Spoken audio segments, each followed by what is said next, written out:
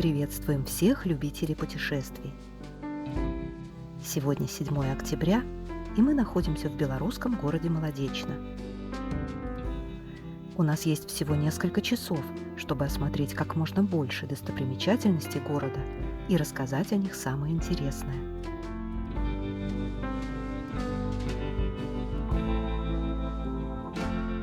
После просмотра этого ролика вы с легкостью сможете сами прогуляться по Молодечно и отыскать все его значимые объекты. Ну а если вы не можете приехать, то тем более смотрите этот выпуск. Благодарим всех, кто уже подписался на наш канал, а также тех, кто сделает это прямо сейчас.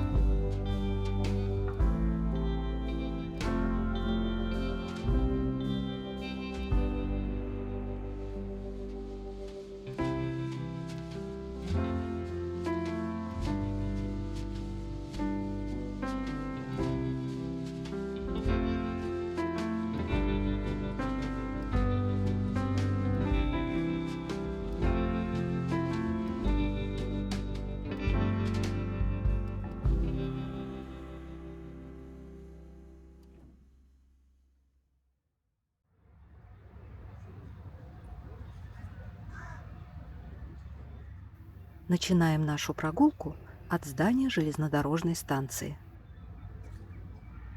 Пассажирские поезда проезжают Молодечно по дороге в Москву, Санкт-Петербург, Ригу, Калининград, Гродно, Витебск и другие направления.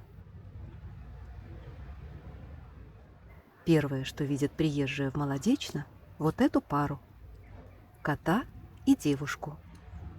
Бронзовая скульптура называется «Пассажирка». Высокие каблуки с чемоданом наперевес – это, конечно, вчерашний день. Кроссовки были бы актуальнее. Но зато красиво.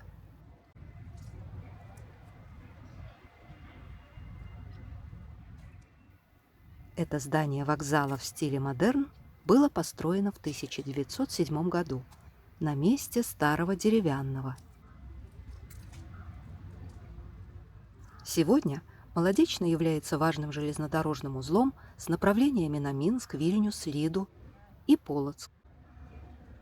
А началось все в 1873 году, то есть 150 лет назад, когда построили Либава-Роменскую железную дорогу от Балтийских портов в Украину. И с этой поры здесь начинается экономический рост, а яркий признак этого – прирост населения.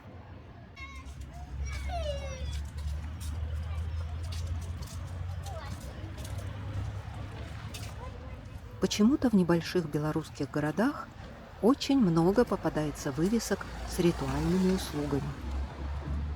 Вот и здесь, прямо на Привокзальной площади. Если есть версии, поделитесь, пожалуйста, в комментариях. Но не будем о грустном. Так вот, о приросте населения. Сравните. В 1861 году в местечке Молодечно проживало всего 746 человек, а через 35 лет уже в 3 раза больше, почти 2400.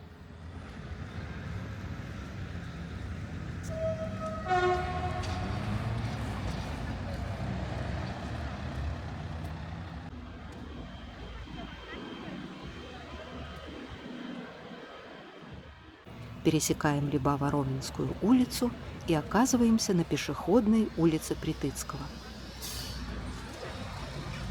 Здание конца 19-го, начала 20 веков.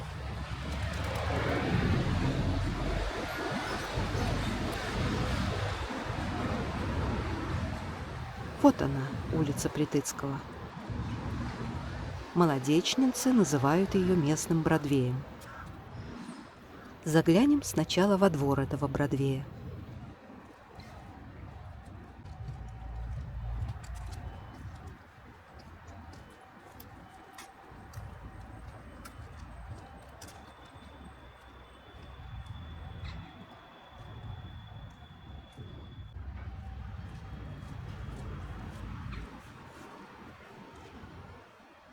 Архитектура 80-х годов прошлого века.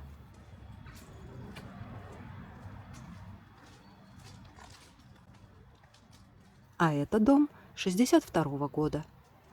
Типичная хрущевка. Кстати, численность населения в Молодечно на 2025 год около 88 тысяч человек. Больше всего жителей было в 1995 году.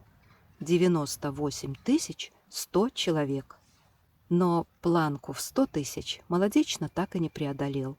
А последние 30 лет количество жителей стабильно уменьшается. 90% молодечнинцев – это белорусы.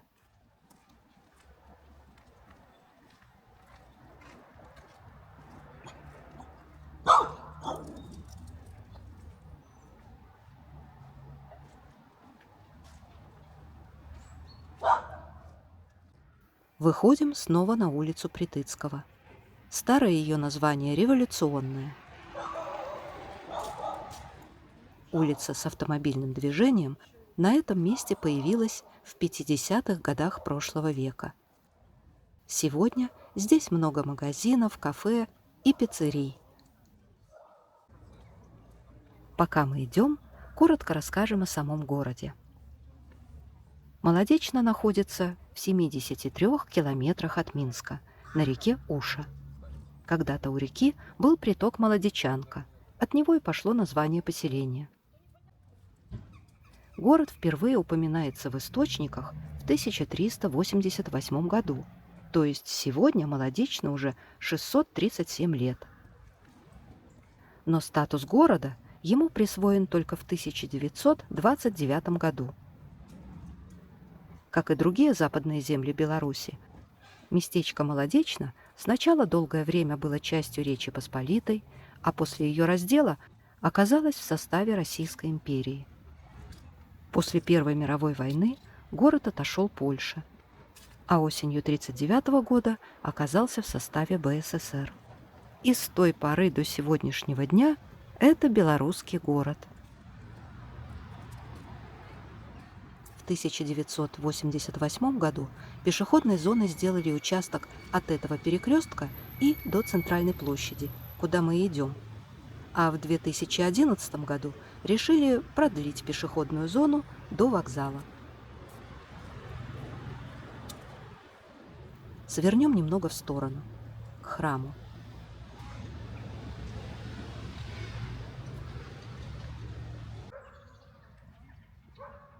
Костел святого Иосифа. Современное кирпичное здание выглядит, скажем так, не банально.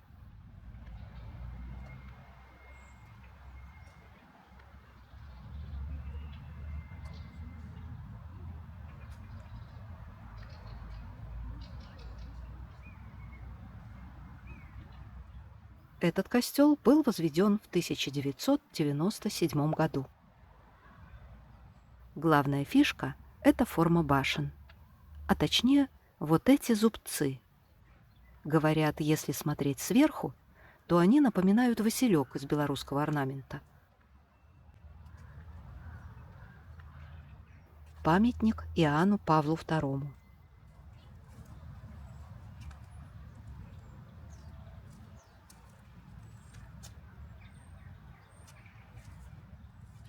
Первый костел святого Иосифа был возведен в 30-е годы прошлого века, когда город Молодечно входил в состав Республики Польши. А в 1956 году храм был закрыт уже советской властью и после уничтожен. Надо упомянуть, что в Молодечно есть и православный храм – Свято-Покровская церковь, построенная в 1871 году. И хотя она находится в стороне от нашего маршрута, на площади Старое Место. При желании вы сможете легко ее найти. Возвращаемся на улицу Притыцкого.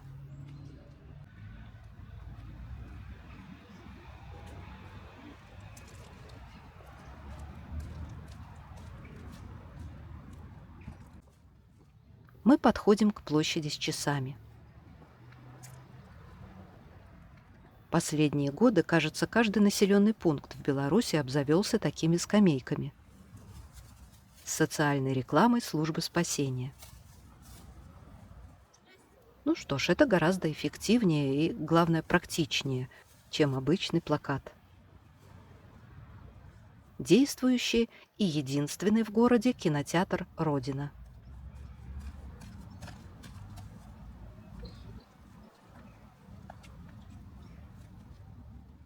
Большие часы – тоже привычный элемент любой пешеходной улицы.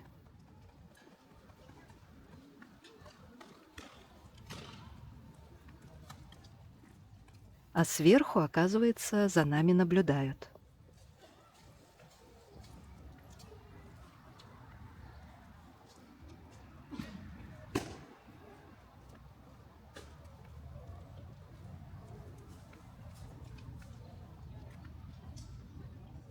Справа находится, наверное, самое старое здание на этой улице.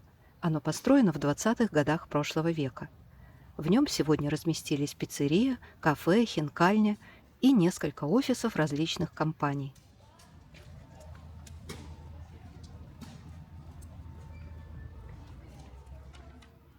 Напротив Белпочта.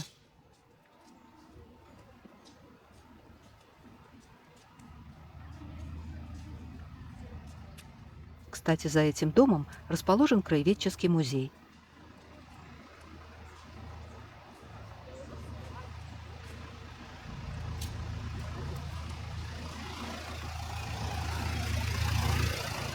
А мы идем дальше. С историей Молодечно связаны как минимум два имени, которые знают во всем мире. Первое имя – Наполеон Бонапарт. В ноябре 1812 года, отступая из России, французский император останавливался в Молодечнинском замке. Именно здесь он сложил с себя полномочия главнокомандующего, а ночью тайно покинул свою армию и бежал на Вильно. Второе имя – Михаил Клеофас Агинский, знаменитый композитор, современник того же Наполеона Бонапарта. Но о нем мы поговорим подробнее чуть позже.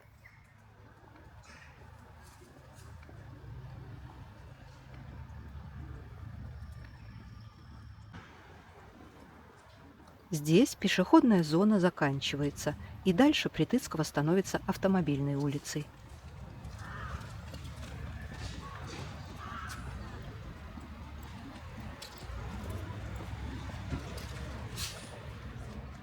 Молодечно, 93. Это напоминание, что с 1993 года в Молодечно ежегодно проходит национальный фестиваль белорусской песни и поэзии и национальный конкурс молодых исполнителей. Для небольшого города это грандиозное культурное событие. Центральная площадь. За елками виден политехнический колледж. В советское время в здании размещался областной комитет Компартии Беларуси. Сегодня об этом напоминает скульптура Ленина.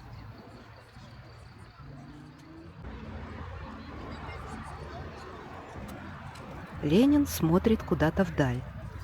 И сейчас мы узнаем, на кого же он нынче смотрит.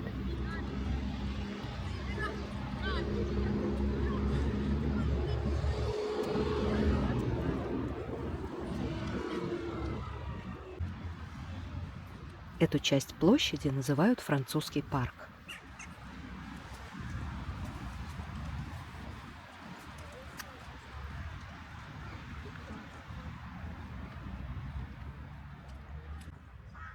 Фонтан – папороть-кветка. В переводе «цветок папоротника».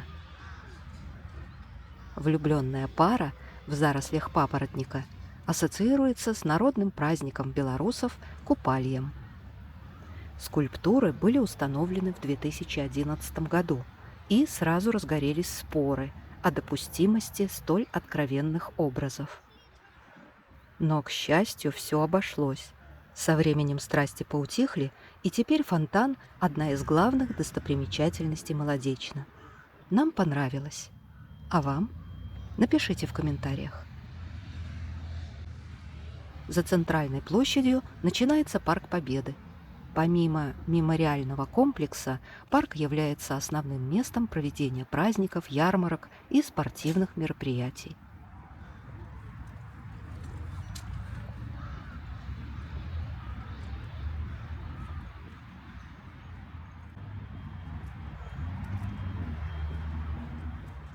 Переходим дорогу возле гостиницы «Молодечно». На 12 этажах разместились 102 номера.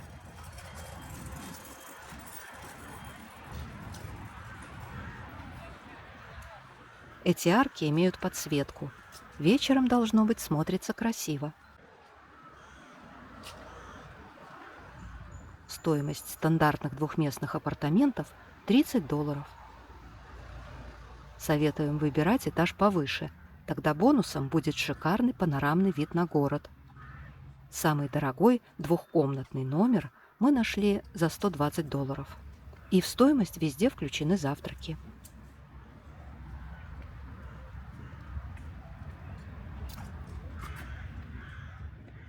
Возле улицы Льва Толстого поворачиваем налево. В сквер.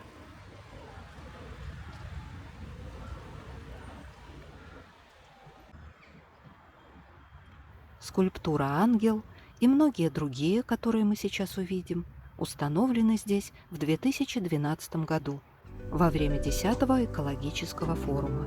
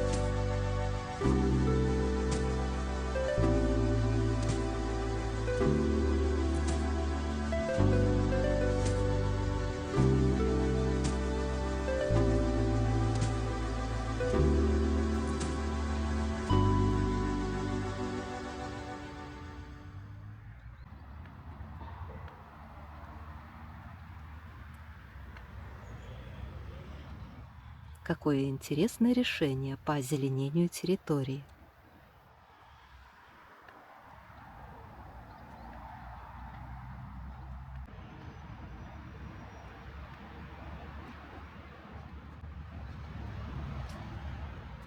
Дворец культуры. Именно здесь проходит ежегодный национальный фестиваль белорусской песни и поэзии. Концертный зал вмещает более 800 зрителей. Продолжаем нашу прогулку по улице Великий Гостиниц. Мы идем к музыкальному колледжу имени Огинского.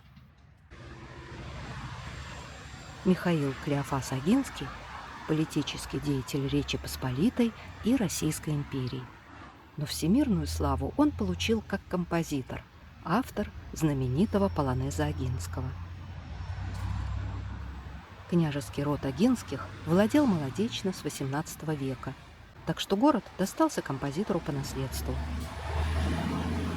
Историки считают, что Огинские внесли значительный вклад в развитие экономики и культуры Молодечнинского края.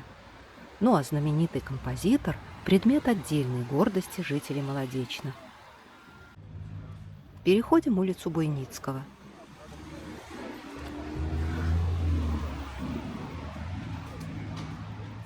В 2001 году в городе установили памятник славному земляку, а его именем назвали музыкальное училище, к которому мы и подходим.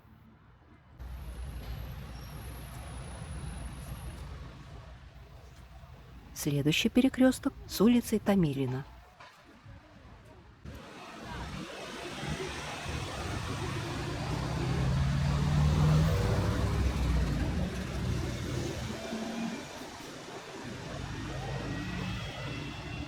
А вот и памятник Огинскому.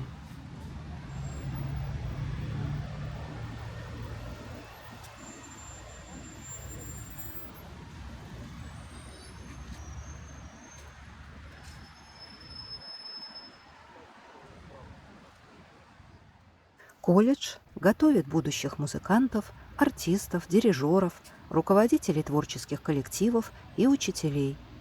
Самые известные выпускники колледжа – певец и композитор Юрий Антонов и певец Александр Тиханович. Тем, кто родился в Советском Союзе, не нужно объяснять, о ком речь. Кстати, изначально здание колледжа принадлежало областному управлению Комитета госбезопасности. В 1960 году его переоборудовали под учебные аудитории, в том числе бывшие тюремные камеры на цокольном этаже.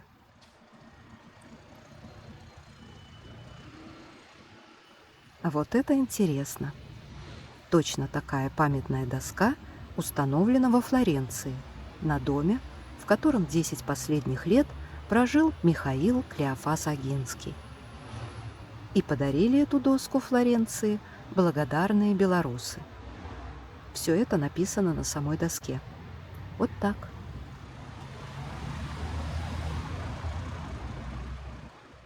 Заглянем в старые дворы по улице Томилина.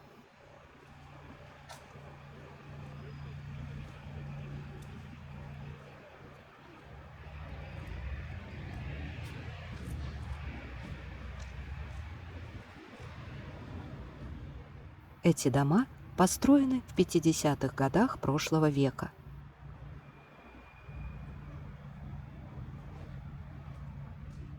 И, похоже, с тех пор здесь ничего не изменилось.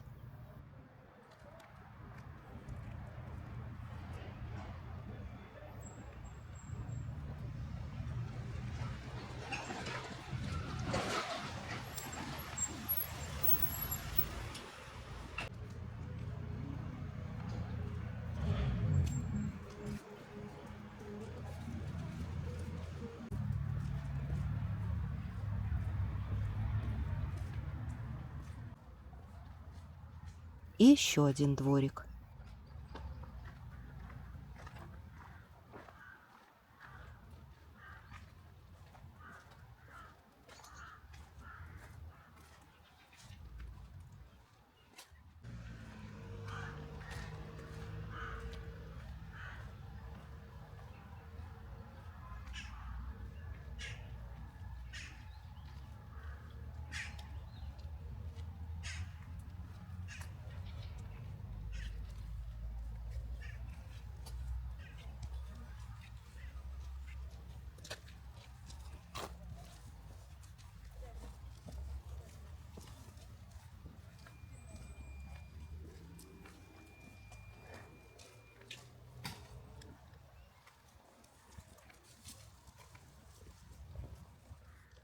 Раньше это называлось слияние города и деревни.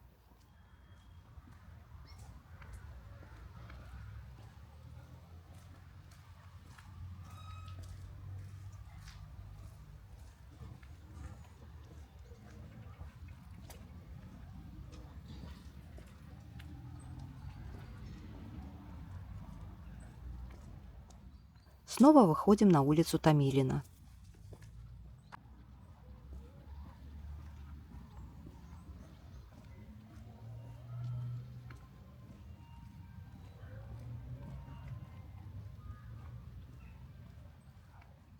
Медицинский колледж.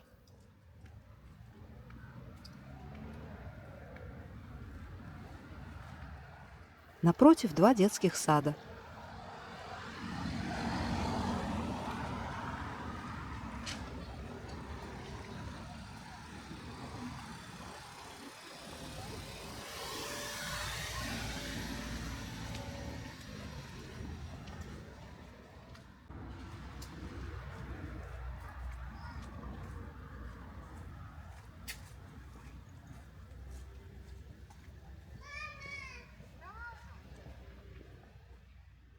Идем дальше.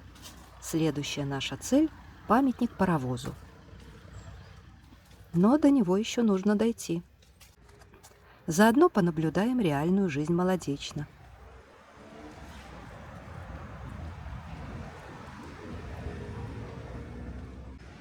Сворачиваем направо на улицу Громадовскую.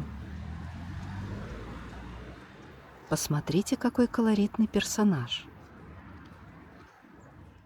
У вас есть версии, почему на нем столько одежды?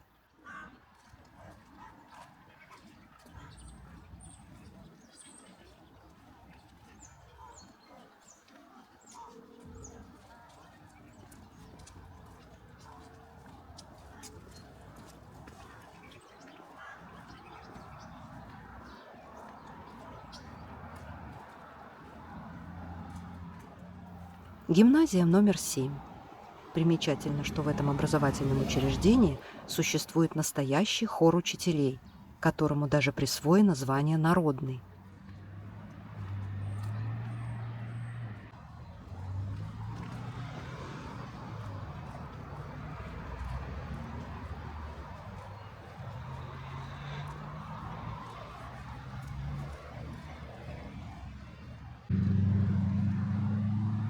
Мы дошли до перекрестка и поворачиваем на улицу Игната Буйницкого.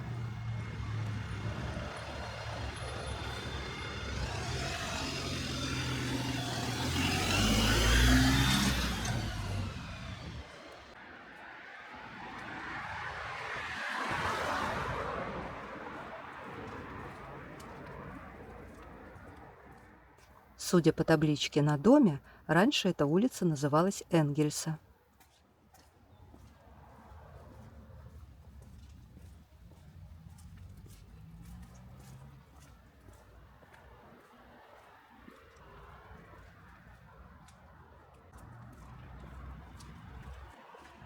Повернем в переулок Энгельса и заглянем во дворы многоэтажек.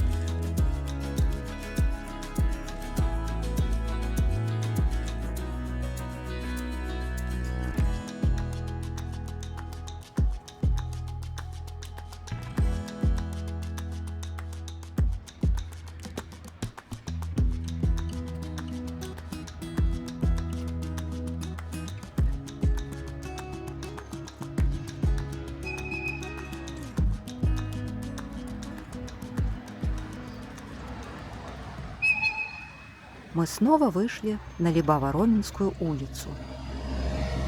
А значит, рядом железная дорога.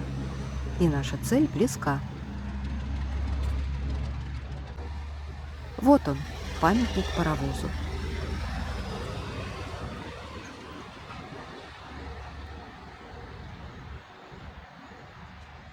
Кстати, паровоз иностранный, произведен в Будапеште в 1948 году.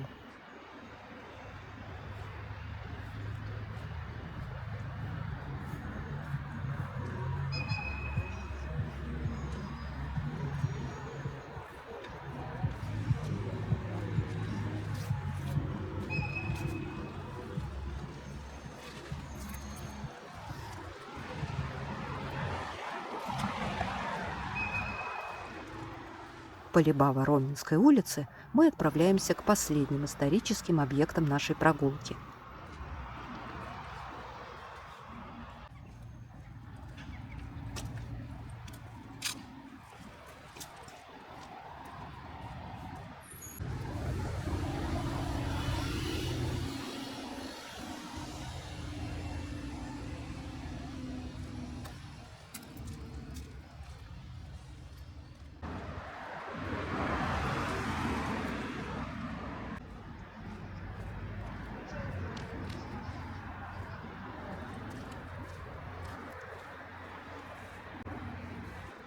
Это трехэтажное административное здание построено в 20-30-х годах прошлого века. За долгий период своего существования в нем размещались канцелярия, мировой суд, военный отдел, архив.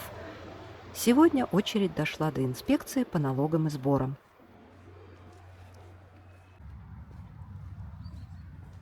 А рядом, вот в этом неказистом двухэтажном здании, в начале 20 века находилась тюрьма.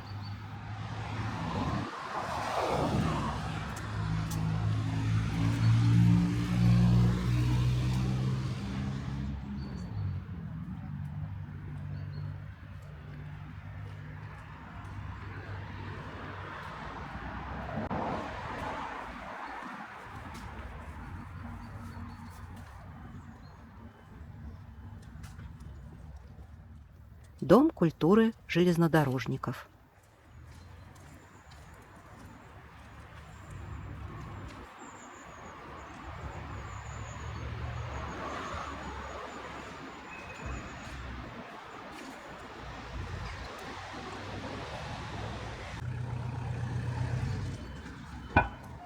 Итак, мы сделали полный круг и вернулись к привокзальной площади.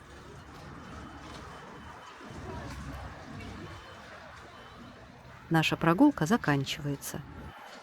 Если вам понравилось, не забудьте поставить лайк и подписаться на канал.